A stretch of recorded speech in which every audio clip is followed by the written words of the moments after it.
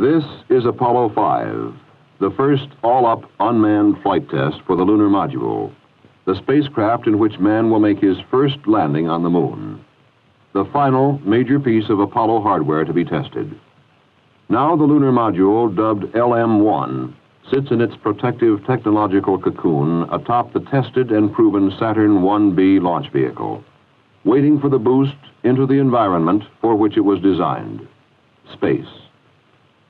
It will not return to Earth, but will continue in a gradually decaying orbit until it re-enters and burns up. In the blockhouse at Cape Kennedy, the men have assembled to do the job. From Marshall Space Flight Center, from the Kennedy Space Center, and from the Manned Spacecraft Center, they have come to get the mission into orbit. RTC, will use Site Select, Guido, GNC, and ECOM to Mila. In Mission Control in Houston, flight controllers wait to take over command of the mission as soon as it lifts off the pad. Among these men are 4 who watch with special interest. Astronauts Jim McDivitt and Rusty Schweikert, who are scheduled to fly the first manned lunar module. And in a support room next to the control room, astronauts Frank Borman and Bill Anders, who will fly the lunar module on its rehearsal of the first manned lunar mission. Go flight. GNC. Go flight. Procedures. Go flight. AFD. Go. Network. Go flight. Computer soup. Go flight. RTC, you on AFD conference. RTC's on the AFD conference. Roger. Best of luck. Number 2 is go. Okay, go ahead and reload. All flight controllers preconditioned for attachment 2 of the internal count. So men wait in tracking stations around the world for the flight of lunar module number 1. For it is their information that will tell us whether it is safe for man. But what is this craft called the lunar module? LM is a vehicle that has been designed for a particular job, and that job is to land on the lunar surface. It doesn't look like an airplane or a spacecraft in the old sense. It's not smooth. It's very thin skin, has a descent propulsion stage, a large descent engine which will be used to land the vehicle on the lunar surface in a manner very similar to that of a helicopter, except that instead of using blades for a lift, we'll be using a rocket propulsion engine. And the upper stage, the cabin and ascent engine stage, will be used to lift off from the lunar surface and make the subsequent rendezvous with the command and service module.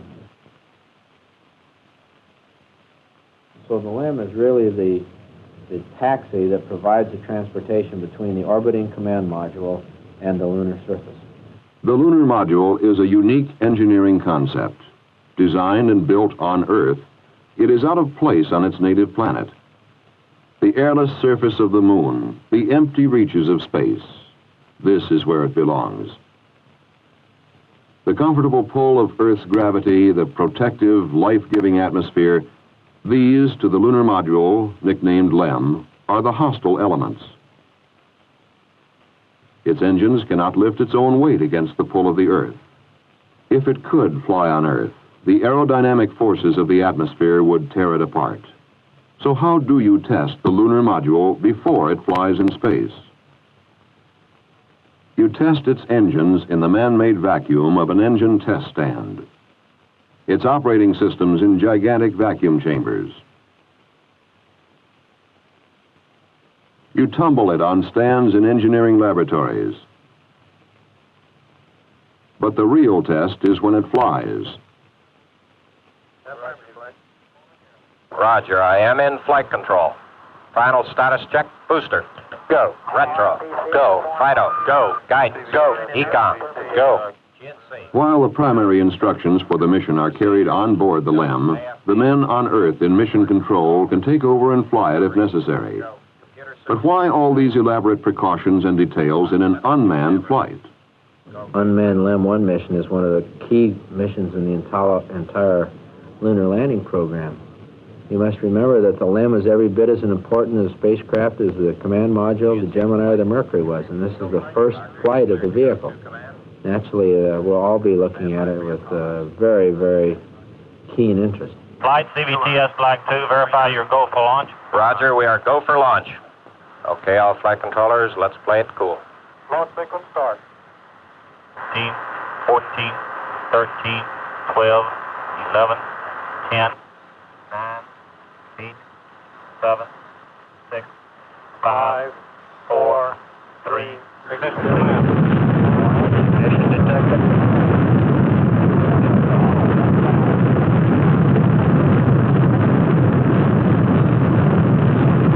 Transmit 5 enter. Clock start, 5 enter. Thrust okay. Affirmative. Program 11. Okay, TLK P11.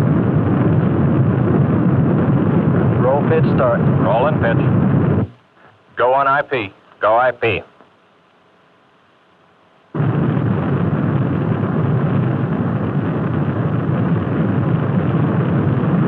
Stand by for nose. The launch and insertion into Earth orbit are on the nose. Cutoff plus 50. Roger, cut off plus 50. The aerodynamic shroud is jettisoned. Roger, nose cap jet. Now, the next critical step, the opening of the protective metallic petals and the separation of Lunar Module 1 from its cocoon. RTC booster, transmitting slot deploy. Roger. We are transmitting slot deploy. Okay, all flight controllers, we have slot deploy A and B relay indications, no physical monitor indication. Everything is nominal. We get a go for separation.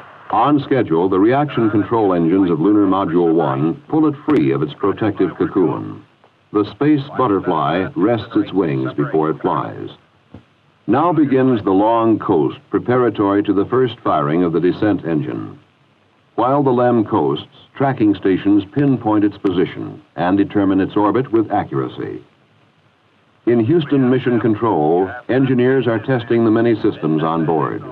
The LEM, I think, is like a big line of dominoes, every one of which has an effect upon the one it's associated with.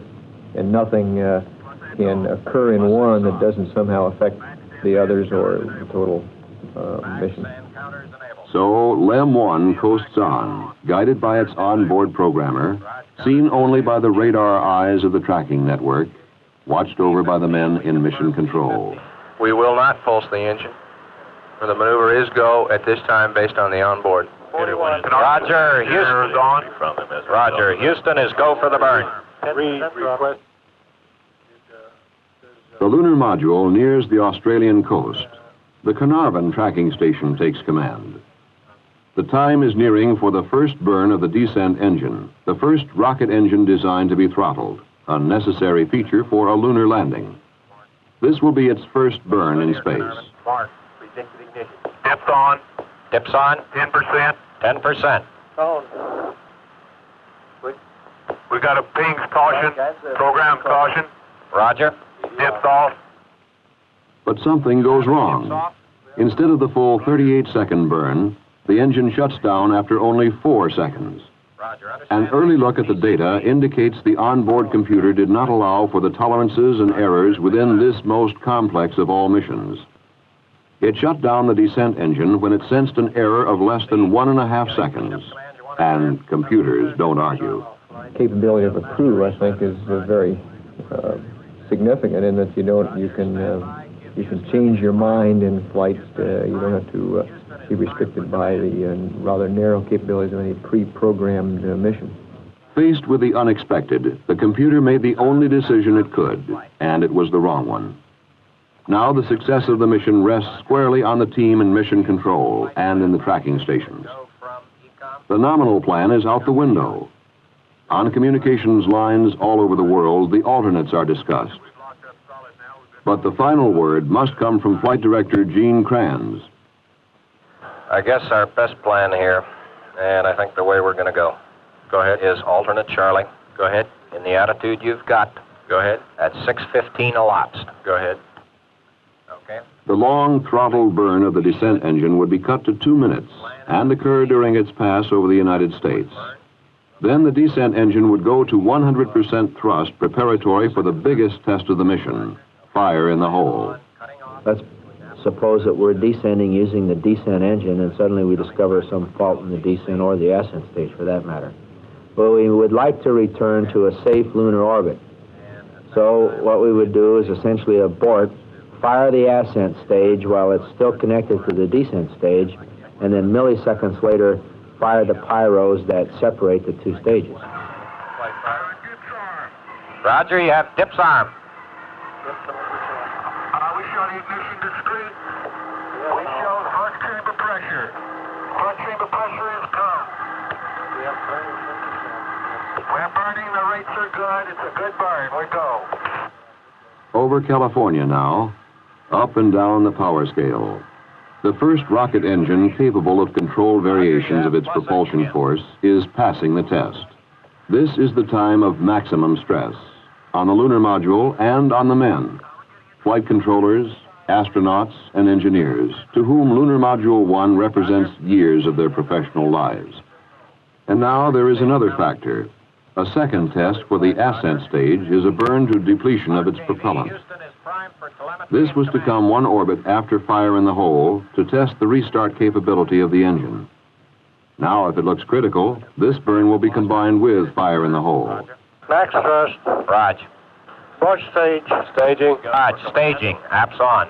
We're burning Okay, apps. let's watch this. We got 60 seconds. Let's make a good go here. Flight fighter, we're looking at White Sands track. It is good. It's solid. We're go. Raj, we have a 90. The burn is good. Lunar Module 1 is performing fantastically well as a spacecraft. The shutdown order is given after 60 seconds of ascent burn. Now it is time for the burn to depletion. However, as the lunar module continues its flight, the Earth has rotated under it until it has moved nearly off the tracking range.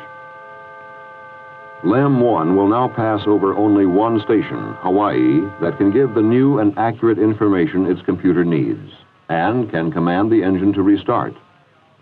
It looks like on the coming pass, Hawaii will send the update, and on the next, send the command signal. But now another problem crops up. Flight, we're going to run out of RCS and B here the way we're going.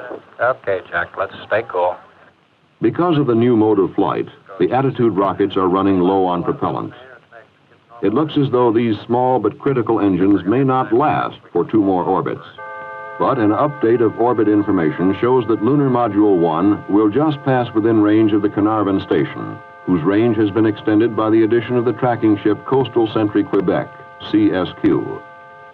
Flight Director Kranz makes his decision. Update at Carnarvon and fire at Hawaii. It's go for the burn. Guidance from flight, we're having a lot of dropouts. Roger, flight. ECOM, let him know when he's clear to command again. Go. But the pass over Carnarvon is too short. The full update does not get to the lunar module, including an instruction that would have drained some of the propellant from the ascent engine tanks into the tanks of the Attitude rockets. Without this propellant, it is doubtful if the final ascent burn can be ignited. Now it gets tight. Tank pressure is just enough. It has to be this orbit. The flight team is under the gun. Kranz's plan is time critical. The rest of the information will be sent up early during the Hawaii pass. After a quick guidance check, the ascent propulsion system will be fired. The signal to ignite the engine is PRA-5. Do you have clock and compare pulses? That's negative, flight. We got a spacecraft reject on that. We don't show any clock compare pulses, flight. Retransmit. Guidance execute PRA start. It's go. The burn works. And at shutdown, it holds. You got it? All systems are still operating as expected, beyond what was expected. Right. You got a transmit and select here for me? It's been a tremendous test of the engine, and that's what it was all about. Do you want me to stand by here? Negative, you've done it all, and good work, Gary. Beautiful job. Throughout the flight of Apollo 5, the lunar module had performed magnificently. All systems operated either as predicted or far exceeded the predictions. The inability of an onboard computer to cope with a programming error was overcome by the infinitely more flexible mind of man. Hundreds of additional commands sent from Earth put the lunar module through a demanding real-time test.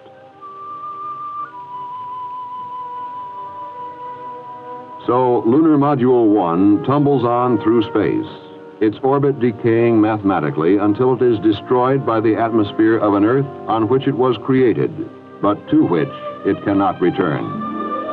Lunar Module 1 was the first space test of a manned vehicle designed to explore another world. This was the flight of the machine. Soon, it will be time for man.